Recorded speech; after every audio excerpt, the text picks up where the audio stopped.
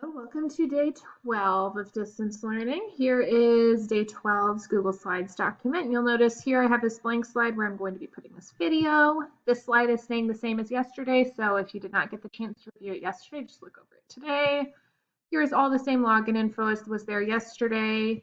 Same with this ABC Mass. Now ABC Mass is having a slightly hard time just due to heavy traffic with sometimes getting logged in. If you have any questions about that, just shoot me an email and I will help you out.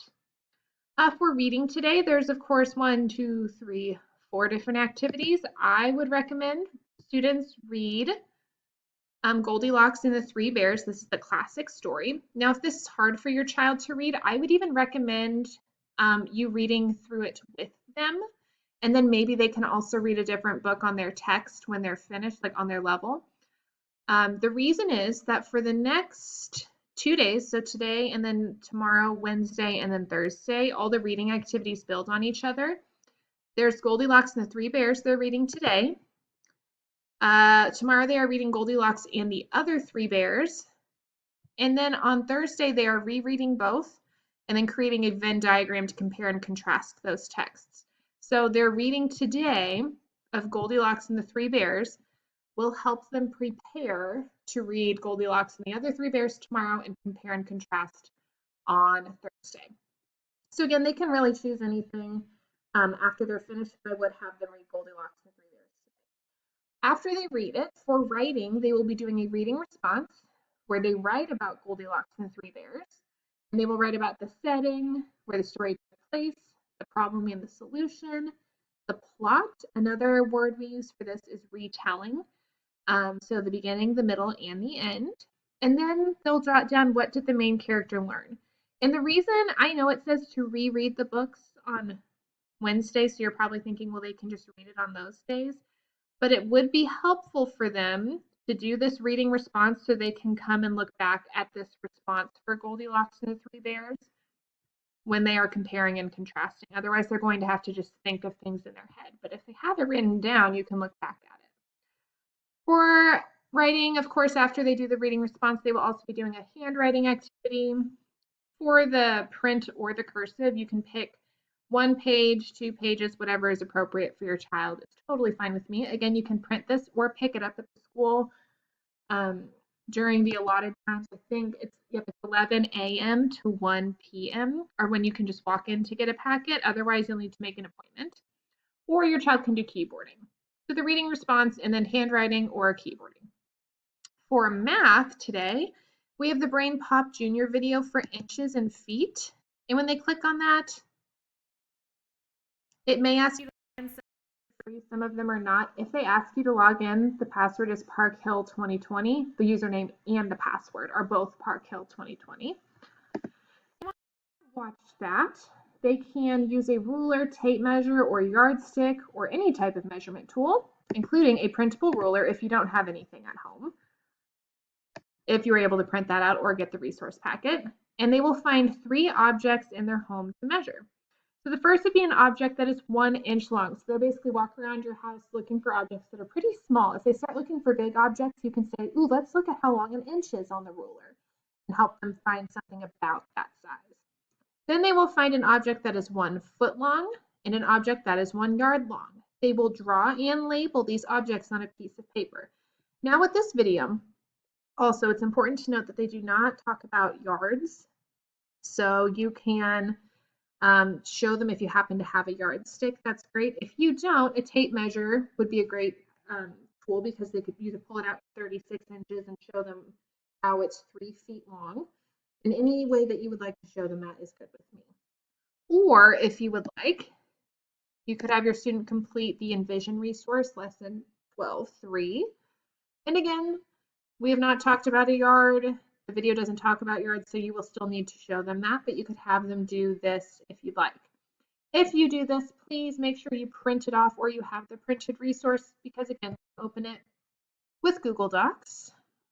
It gets kind of funky and strange and it's not a good format.